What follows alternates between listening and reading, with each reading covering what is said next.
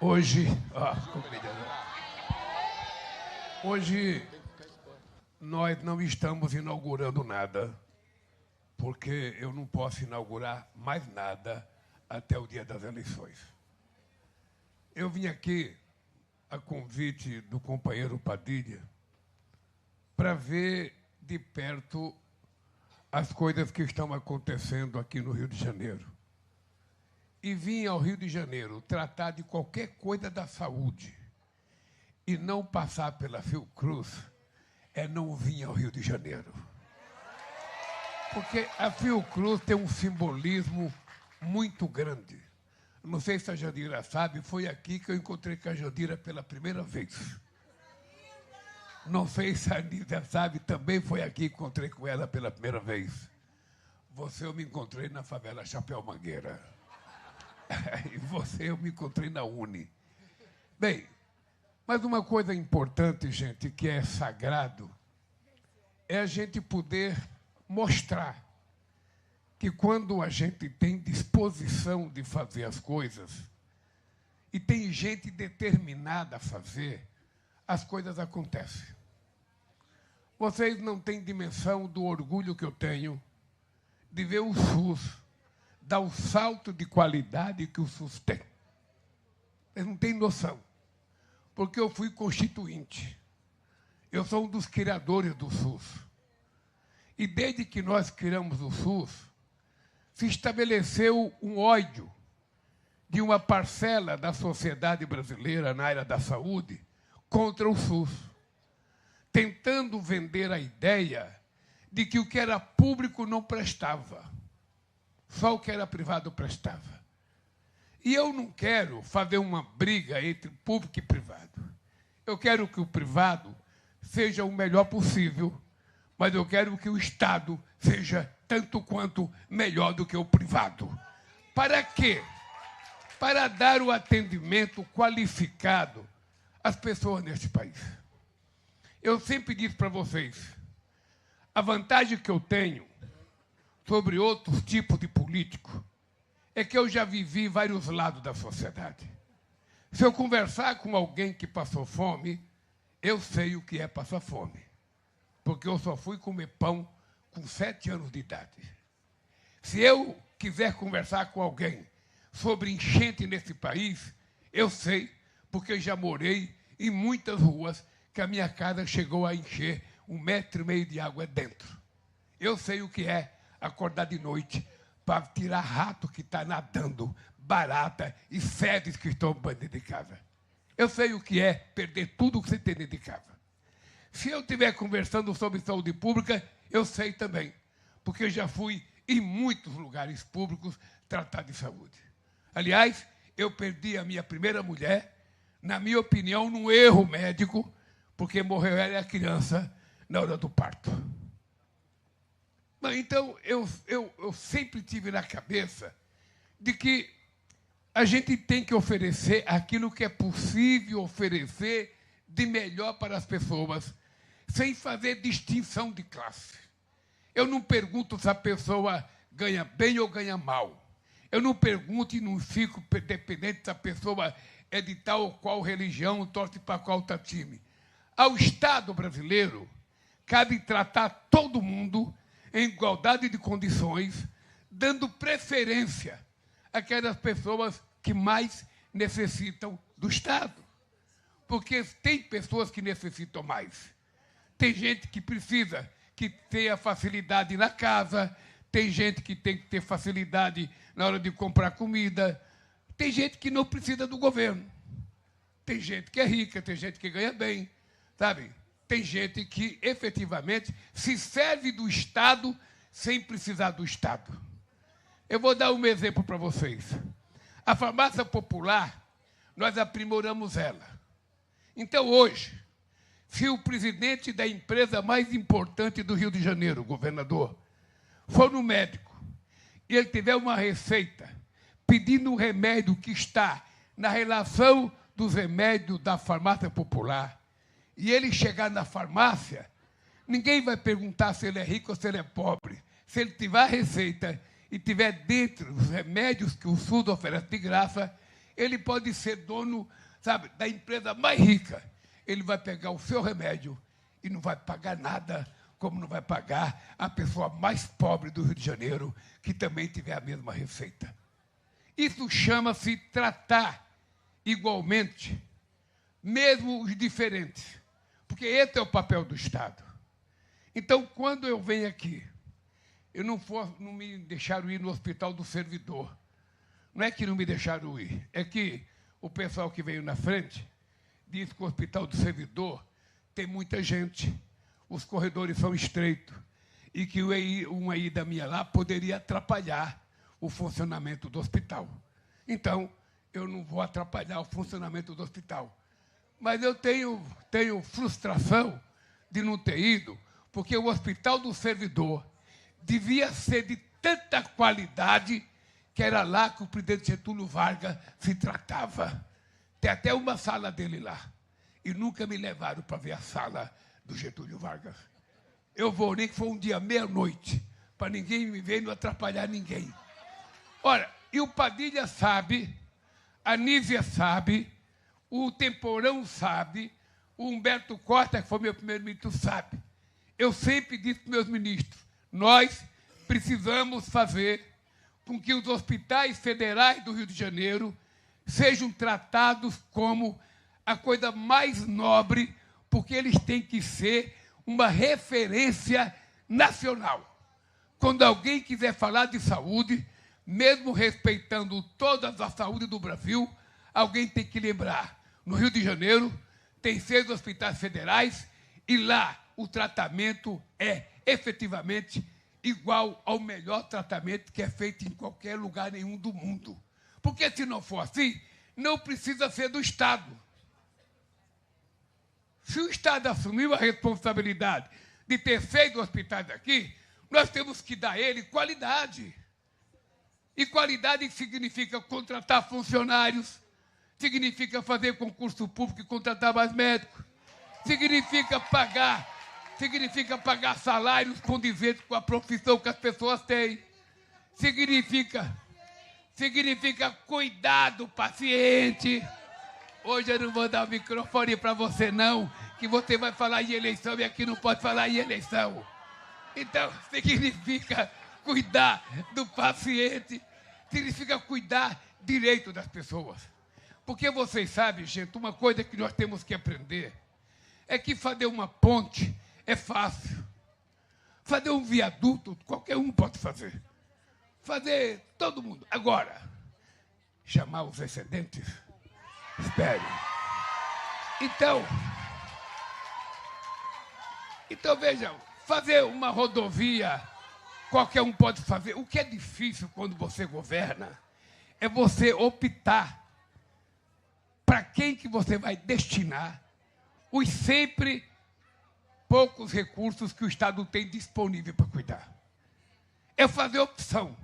Quando o prefeito vai fazer o orçamento da cidade do Rio de Janeiro, quando ele vai fazer o orçamento, ele está cheio dos secretários dele, tudo especialista num monte de coisa. Ele está cheio de empresário conversando com o secretário. Olha, precisa fazer tal obra, precisa fazer tal coisa. E tem pouca gente do lado do pobre exigindo para fazer as coisas. Então, vai da sensibilidade dele. Eu tenho 10. Eu tenho que repartir para 11. Quem são os 10? E dentro dos 10, quem é que vai ter a maior parte dos recursos que eu tenho disponibilizado para gastar? Se ele for uma pessoa sensível, ele tem que saber, sempre será para as pessoas mais necessitadas que a gente tem que priorizar. Não precisa ter um curso universitário ou ser doutor. É apenas ter sensibilidade que uma mãe tem. Se a mãe tiver 4 filhos, 3 filhos, 5 filhos, como a minha mãe teve 12 filhos, e tiver sentado na mesa para comer, ela sabe que todo mundo tem que comer o mesmo pedaço de carne. Ninguém pode comer 2 e o outro comer 1. Então ela tem que fazer a repartição justa. Mas se tiver na mesa um filho debilitado, um Lulinha, sabe? Um Lulinha fraquinho. Então é para aquele fraquinho que ela vai dar um pedaço a mais de carne.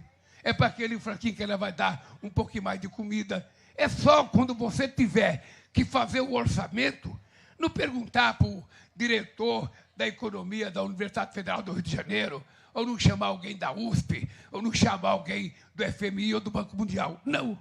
Pensa na sua mãe. Como é que ela fazia na hora de repartir governador? A minha mãe nasceu e morreu analfabeta. E eu, quando fui trabalhar, a gente chegava, todos os irmãos, naquele tempo, a gente recebia um envelope amarelo com o dinheiro da gente dentro. Então, todos os meus irmãos chegavam no dia 10, naquele tempo, era pagar o salário dia 10 e o vale dia 25. A gente chegava com o envelope, colocava em cima da mesa. A minha mãe, que não sabia fazer um ó com um copo, mas sabia contar dinheiro, ela abria envelope por envelope, colocava todo o dinheiro junto, contava quanto tinha e falava, esse aqui é tanto para pagar a padaria. Esse aqui é tanto para pagar o supermercado. Esse aqui é o dinheiro do gás. Esse aqui é o dinheiro da energia. Esse aqui é o dinheiro... Aí ela falava para cada um, esse aqui é o dinheiro para o seu transporte até o dia do pagamento. Tanto de transporte. Se sobrasse alguma coisa, ela falava, esse aqui é para você comer uma pipoca, qualquer coisa. Ô, gente, eu vivia numa vida tão miserável. Eu nunca consegui comprar um saco de pipoca. Eu ia no circo. E todo mundo comprava pipoca, sentava lá para ver o espetáculo de pipoca. Você sabe o que eu fazia na vida? Eu ia pedir um saquinho de piruá. Sabe o que é o piruá? É aquele milho que não conseguiu estourar para fazer pipoca. Duro pra caramba. Arriscado a quebrar um dente a toda hora. Mas era com aquilo que eu me confortava de dizer que tinha comido pipoca. Não tinha comido, eu comi o piruá. Então, eu fico pensando como é que a gente vai detectar essas pessoas mais necessitadas para a gente mais dar a ela acesso aos benefícios. E não tem nada mais sagrado do que a saúde. Porque a saúde, quando a gente está doente, a gente fica muito fragilizado. A gente fica muito debilitado. Quando a gente está saúde, está com uma dor, a gente não sabe o que fazer. Então, quando você chega num lugar que tem um médico, uma enfermeira, alegre, com um sorriso no rosto te recebendo, você já fica com 50% de cura só do tratamento. Agora, quando você chega num lugar, tem um monte de gente deitado no corredor, tem um monte de gente chorando nas macas lá deitado, e você percebe que não tem médico, tem mosca voando para lá e para cá, você é capaz de morrer com morte antecipada. Então, cuidar das pessoas é a coisa mais sagrada que um governo tem que ter. Um prefeito, um governador e um presidente da República. É a coisa mais sagrada. É saber se a gente está fazendo o que a gente quer fazer. E eu estou ficando realizado com o SUS. Eu estou ficando realizado. Esse remédio que a Janja falou, Implanton, que coloca no braço das moças aqui, que coloca aqui, eu vi coloca aqui assim, nas meninas, coloca nas mulheres aqui, e serve de 3 anos de prevenção. Ele custa quase 5 mil, é dado de graça. Isso não tem país do mundo, Padilha, que faça isso. As pessoas precisam aprender a dizer uma coisa do SUS. Não tem nenhum país no mundo com mais de 100 milhões de habitantes que tenha um sistema único de saúde como tem o Brasil.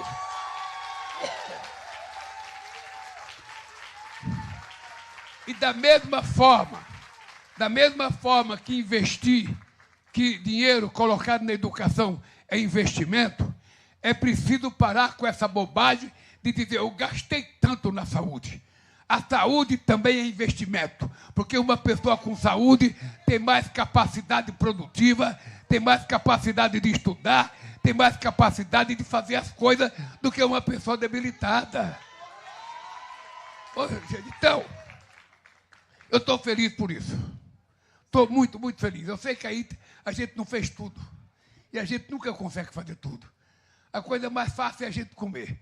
Mas quando coloca um prato de comida na mesa, a gente tem que comer colher por colher, garfo por garfo. A gente não pode pegar o prato e jogar na boca, mas vai morrer afogado. Então, eu me engano com facilidade, Bené. Então, a gente fica olhando, ô Lula, come devagar, porra, come devagar. Porque às vezes eu quero colocar 4 garfos na boca de uma vez só. Parece uma draga. E ela me cuida disso. Então, eu acho que a gente ainda não fez tudo que tem que ser feito, governador. A gente ainda não fez tudo. Mas eu tenho consciência que o que nós estamos fazendo nesse período, a companheira Nízia, quando eu chamei ela para ser ministra, a primeira, eu estava cansado de médico ser ministro. Aí eu queria alguém que não fosse médico. Aí eu chamei a Nízia, a primeira coisa que eu falei para ela, Jandira, foi o seguinte, Nízia, eu queria criar o mais especialista. Eu preciso garantir a segunda consulta para o povo. Eu preciso garantir o especialista, eu preciso garantir a máquina. Por que o Lula, presidente, pode entrar numa máquina e fazer ressonância magnética e o pobre não pode? Por que o Lula pode fazer radioterapia e o povo pobre não pode? Olha, se o Lula pode, o povo pobre pode. Se o Lula pode, todo mundo pode. É isso que faz a diferença, sabe, na governança de um país, de uma cidade, de uma fábrica. Sabe? É isso. Então, eu estou feliz, Padilha. Pode dizer para todo mundo que eu estou feliz com o SUS, sabendo que ainda não fizemos tudo, sabendo que falta muita coisa para fazer. Como eu estou feliz com a Fiocruz, sabendo da importância que ela tem, mas ela ainda pode fazer muito mais. E hoje, eu vou visitar o INTO, é isso? Quem não sabe, eu comprei aquele prédio onde era o famoso Jornal do Brasil, para fazer um hospital para cuidar, ortopédico, tá? Traumatologia. É que nome de saúde é tão difícil que eu não sei falar tudo, é só para médico. Médico fala a palavra muito difícil e escreve muito feio. Se tem uma pessoa que escreve feio, é médico. Bem, mas de qualquer forma, eu, governador, comprei aquele prédio, fizemos o hospital, e acho que eu nunca fui lá. Eu nunca fui lá. E esse hospital, que era para ser o melhor do Brasil, somente agora ele vai estar atendendo na sua capacidade total.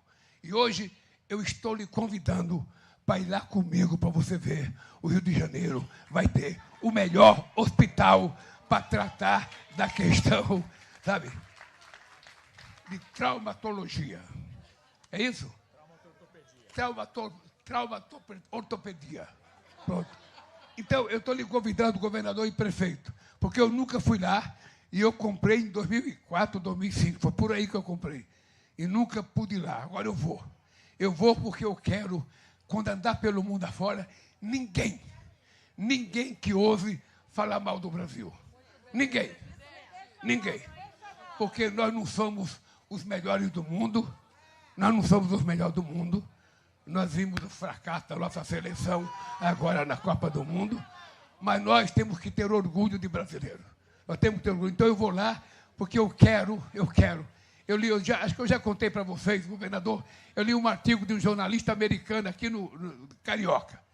Esse jornalista é americano, ele mora no Rio de Janeiro, ele foi na Ilha Bela, em São Paulo. Eu não sei como é que alguém que mora no Rio vai na Ilha Bela. Hoje eu já não sei. Deve ter alguma coisa errada. Mas, de qualquer forma, eu também estou falando, eu não conheço a Ilha Bela. Mas aí esse cidadão, esse rapaz que é americano, estava com a família dele e com o filho. E o filho dele teve um problema de saúde. Ele correu no carro para pegar um remédio para o filho e a tampa do porta-mala caiu na cabeça dele e fez um rombo e sangrou demais. Aí, de repente, chegou uma ambulância do SUS. E ele ficou com medo, não tem o dinheiro para pagar.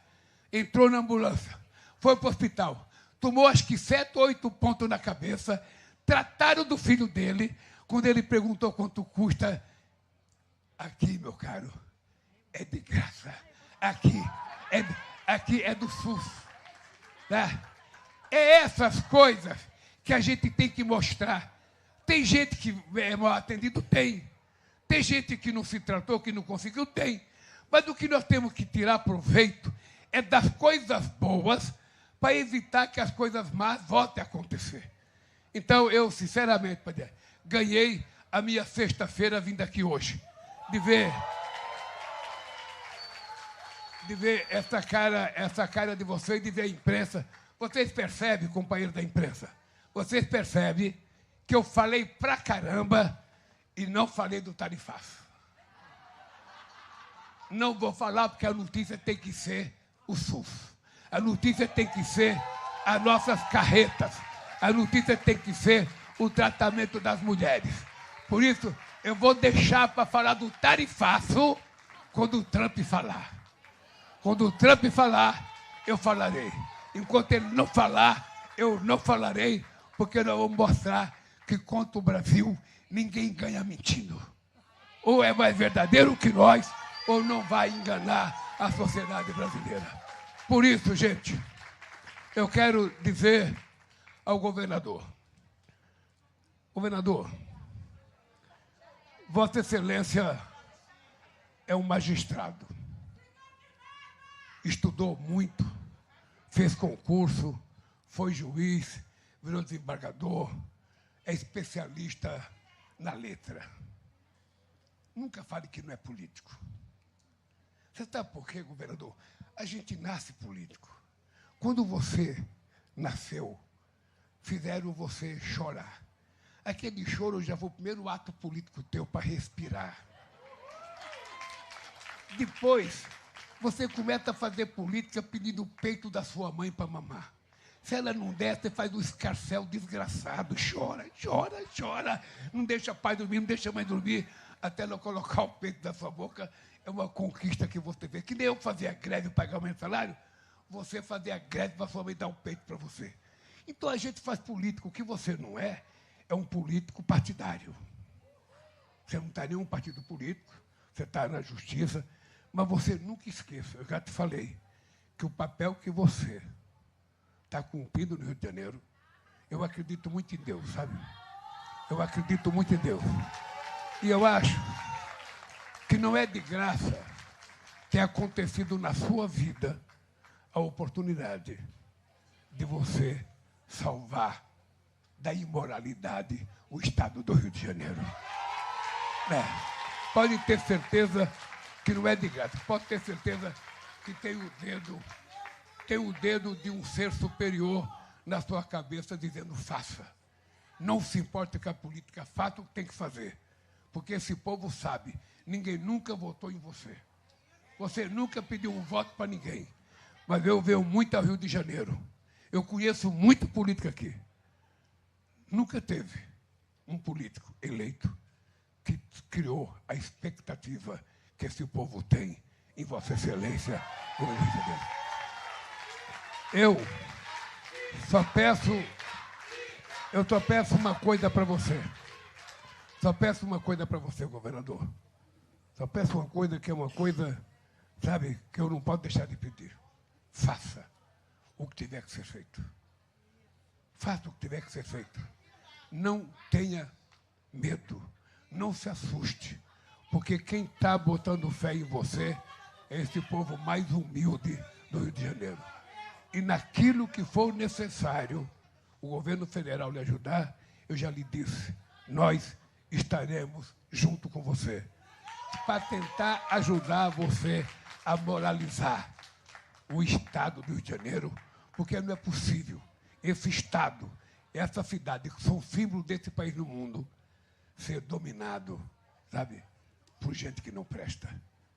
Você é uma chance que Deus está dando a esse povo.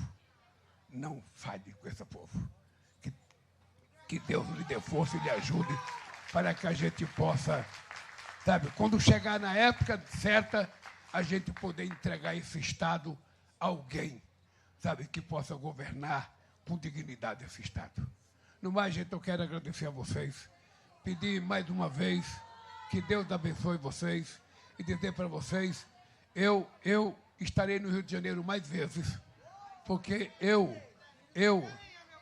toda vez que eu vou no Estado, governador, não é arrogância minha, não. Toda vez que eu vou no Estado, em qualquer Estado, de Santa Catarina ao Amapá, Eu chego em qualquer estado e peço para os professores, para os jornalistas, para os doutores pesquisar se houve algum presidente da República que colocou mais dinheiro no Rio de Janeiro do que eu coloquei e a Dilma colocou.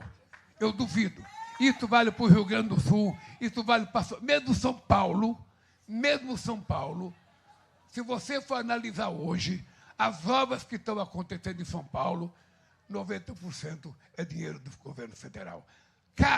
65% das casas feitas em São Paulo é com dinheiro do governo federal, embora o governador diga casa paulista, quando, na verdade, é minha casa, minha vida, que a gente está fazendo lá no estado de São Paulo. Então, nós estamos chegando na época da colheita. Nós plantamos, regamos, sabe, tivemos momentos de seca, perdemos algumas coisas, mas agora é a colheita final. E, nesse aspecto, eu não vou parar de fazer comparação com tudo o que aconteceu nos últimos 4 anos com o que aconteceram nos últimos 8 anos. Desde o golpe contra a Dilma, esse país ficou paralisado. E esse país precisa estar de cabeça erguida, porque o país não aceita que nenhum outro país do mundo faça desaforo para o Brasil. Nós queremos respeito, da mesma forma que nós damos respeito a todo mundo. Um abraço, parabéns, Fiocruz, parabéns, SUS, parabéns, Padilha, parabéns, governador, parabéns, prefeito e parabéns ao povo do Rio de Janeiro.